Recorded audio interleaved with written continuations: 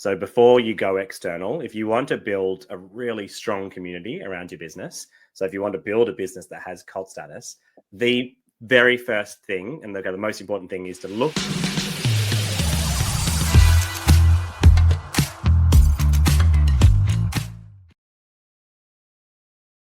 Welcome to Sales Bites. I'm Abby White. This week we have the most phenomenal guest for you, and I cannot tell you how excited I am to share this episode with you. I am interviewing the incredible Tim Duggan, author of Killer Thinking and Cult Status, and formerly co-founder of Junkee Media, which he successfully grew, scaled, and sold to O Media. There is so much in this episode for absolutely everybody, so I hope you have your pad, your pen, and you are ready to sit back and enjoy. So what's some of your thoughts around how you cut through the noise? I think the most important thing in cutting through the noise is having a unique position in the market. So why would someone come to you? And that was really important to us. So I launched a bunch of websites before we launched Junkee. So the first website I launched was a gay and lesbian community website called Same when I was about 23 years old. And then we had music websites, we had travel websites. And every time we launched them, I really had to look at the market and figure out who is doing what well, what space can we kind of leave and not try to copy, and where is that opportunity to have a unique positioning. And so once we found the positioning, we then were really worked hard at figuring out what is the unique tone of voice in that place as well. So I think if anyone is trying to figure out how to break through the noise, the worst possible thing you can do is copy someone else or just try and make more noise. Like if you already believe that there is so much noise in the market, don't make more of it. Just either shut up or have something unique to say. I think tone of voice is probably the biggest brand differentiator that you can have, especially when there's a lot of competition, when products can be relatively generic out there. Having that tone of voice and giving someone a reason to people want to love the things that they buy. Like we're handing our money over to somebody, and I want to hand my money. If I'm buying face cream, I want to hand it to a brand that I really love. And what makes up that love is who's made it, what it's made from, how it's packaged, how the marketing is, what its tone of voice is, of course, what the product does itself.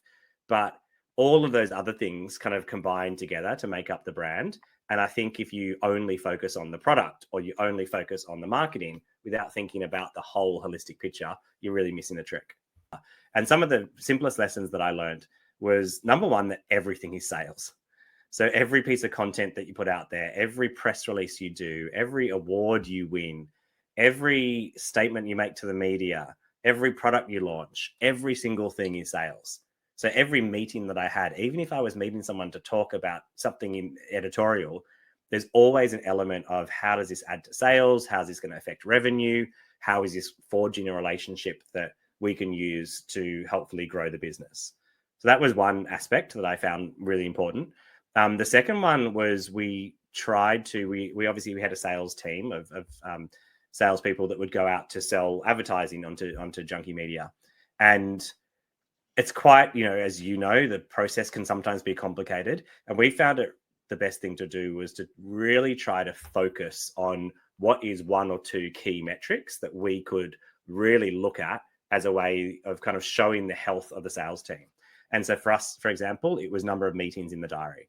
So generally, there was a pretty consistent correlation between how many meetings someone was doing and what the revenue they're writing at the end of that 1 month or quarter. And so therefore, any times when we looked around and we realized that revenue was dropping or it was going down, the one simple thing that we could do, and obviously it was the first in a whole series, was try to get as many meetings as we could and kind of get ourselves back out there. Where do businesses even begin to start on a journey for cult status?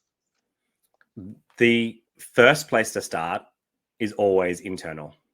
So before you go external, if you want to build a really strong community around your business, so if you want to build a business that has cult status, the very first thing and the most important thing is to look internally and ask yourself a bunch of questions. So the very first step in cult status, in like a 7-step process, is to think impact first. So have a think around what is the point of what I'm doing. Like, why am I getting up in the morning? Why am I wasting my time and my energy to do? And if you can figure out what that is, and you figure out internally what the impact that you want to have is, and in Cult Status, I talk about a really simple way of doing that is coming up with something called an impact statement, which is my aim in life is to popularize it and make it as commonplace as mission statements. It's a really simple thing that you can do to add on to the end of a mission statement that really qualifies and quantifies how much impact you're going to have if you are successful doing what you're doing. So I think that's the most important thing. If someone really wants to create a strong community, look internally first, figure out what impact you want to have. And then your job is just communicating that with as many people as possible and hoping that you find other people who also want to have that same impact, bring them together, and that is the start of a community. Pitfalls are running too far ahead and not thinking about your impact first, I think is a really important thing. Getting overwhelmed by how do you build a strong community? Oh my God, there's so many things going on and there's so many big decisions to make. One of the steps I talk about in Cult Status is to question all the little things first. So kind of build up some of your confidence in some of the smaller ways, and trying to figure out what are those things that are small things that have a big impact. There's a whole matrix I talk about in Cult Status. They're two of the biggest watch outs. First thing that I noticed that stood out for me was I kind of didn't realize or appreciate at first that K.I.L.L.E.R in the K.I.L.L.E thinking was actually an acronym and then what it stood for. And I love that. So can you talk to us about what K.I.L.L.E thinking means and the acronym that you used? Yeah, sure thing. So the book started with me thinking through what do I think are some of the best ideas in the world. And I started calling up people and chasing them down. Everything from Movember, which I think is one of a brilliant idea, to a thing called La Ciclovia, which is in Bogota, where they shut down the streets of Bogota to cars every Sunday, and about 1 million people come out and walk and cycle. And Keep Cup, which has obviously now kind of become its own generic term. And I was really intrigued with some of these businesses. So I spoke to the founders of them. And as I spoke to the founders, I started taking notes around what do these businesses have in common. I started then comparing all the notes. And when I'd done this dozens and dozens of times, a couple of things started jumping out at me. And I then fit all those things into the acronym K.I.L.L.E.R, which fits nicely for killer thinking. So K.I.L.L.E.R stands for the best ideas in the world are kind, impactful, loved, lasting, easy, and repeatable. And it's a really simple way of remembering, almost as a checklist for you to go through, or a filter to put things through when you're thinking of an idea, to think of, is this idea kind? How can I make it kinder? Is this idea impactful? Is it loved, lasting, easy, and repeatable? And if you use that as a filter to put your ideas through, that is one of the ways that you can take a good idea, turn it into a great idea, and turn a great idea into a really killer idea. This one actually really surprised me, I'll be really honest. I think that a lot of us, and I'm putting my hand up and including myself, think of, there's really creative people and there's not so creative people, and we almost put ourselves in boxes. And when so for some people, they might go, oh, well, killer thinking, I'm just not that creative. I don't really, that's not me. That's not my flair. But I love that you talked about creativity is a skill, and that you might, I'm going to butcher this, so I'll get you to talk to it, but you might just not have had the opportunity to show it yet. Can you talk to us about that? Because I've got to say, that was one of the things that I read and I went, oh, and I kind of called bullshit on myself that sometimes I've gone, oh, I'm not that creative. And I'm going to imagine a lot of people do fall into that bucket as well. And Abby, I hate hearing someone say I'm not that creative. It kind of like makes me shudder almost, because we've been told that creativity is a talent, so not a skill. And so talent is something that you think you've either got it or you don't. Obviously you need to work at it, and then most creatives do. But there's this kind of like sense that creativity is something that you're either born with or you don't have it. And that is just bullshit. Creativity is a skill. It is a muscle. It's something that you work at. The people who consider themselves creative weren't born that way. They've just believed in themselves that I'm creative. I can paint. The first time they painted was pretty shit. The second time was slightly less shit. The third time, the 1,000th time, the 10,000th time was pretty good. And that's what it comes down to. In creativity, coming up with ideas, refining ideas, anyone can do it. You just need to practice. And the first part of that is having the mindset and empowering yourself to think, I am creative, I can come up with great ideas. And that is really, if there's one outtake from this book, it's for someone to pick it up who doesn't think they're creative, read this book and be like, you know what? I reckon I can come up with a good idea, and then use some of the techniques inside it to actually come up with some of your own ideas. One of the parts that made me laugh as you were sort of stepping through some of your process around be your problems therapist. And I literally laughed out loud. I think my husband was trying to sleep and I'm reading and laughing because I just love how you put it, like the language is just brilliant around it. So can you talk to us about be your problems therapist? Yeah, this is probably one of the most important steps when you're trying to solve a creative problem. Is often we dive straight into the solution, or dive straight into coming up with ideas, or throwing something against a wall and seeing if it sticks. Whereas one of the most important steps, and something that most of us gloss over, is spending time understanding the problem better than anyone else. So how can we really get inside the problem? And the term is be your problems therapist. How can you really kind of get to know your problem and help solve some of its problems?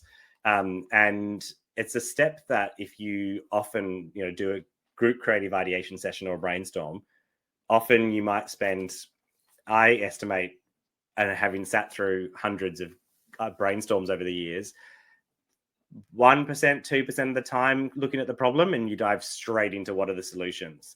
And instead, I think you should spend about a third of the time being your problems therapist. So really understanding what your problem is.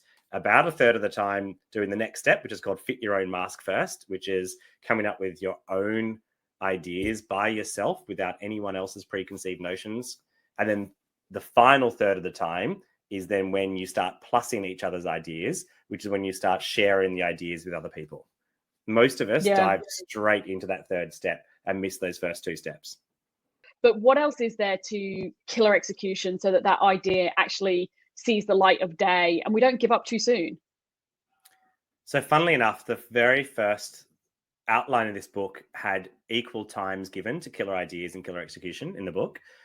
And the more I started writing that section, the more I started realizing that I was starting to go into kind of time management and project management and how to launch something. And there's a gazillion books out there that all explain how to do that better than I can. So instead, I think the two really important things that I looked at were the launch into a rising tide, which I spoke to, and then about feedback and around really listening to what people are saying. So whether it's the minimum viable product, the MVP, or whether it is you even pre-idea, you start talking to people about it and kind of gauging what their reaction is, or the iterations that you have once an idea is live and you keep tweaking it and tweaking it and tweaking it. I gave there's a really great example in the book of Linktree, who I've worked and known the boys who started that and worked with them over many, many years. And they've done such an amazing job. And it all came from, they had another business. They saw this, which was which still exists, as a digital music digital content agency called Bolster. And they saw this need to create one link to put on their Instagram pages for their clients. They got one of their coders to code it up in a couple of hours. They launched it and they realized, wow, there's this real need for this. And then they kept on slowly iterating on the product, slowly started moving across more of their staff over to there, to now Linktree, the company that creates the link in bio and kind of really created that entire movement, is now valued at $1 billion, and they've just built this really phenomenal business that has something like 30,000 people signing up every single day. And it's all because they listened to what the needs of their customers were, and they saw there was a need. And then once it was there, they kept on iterating to make it better.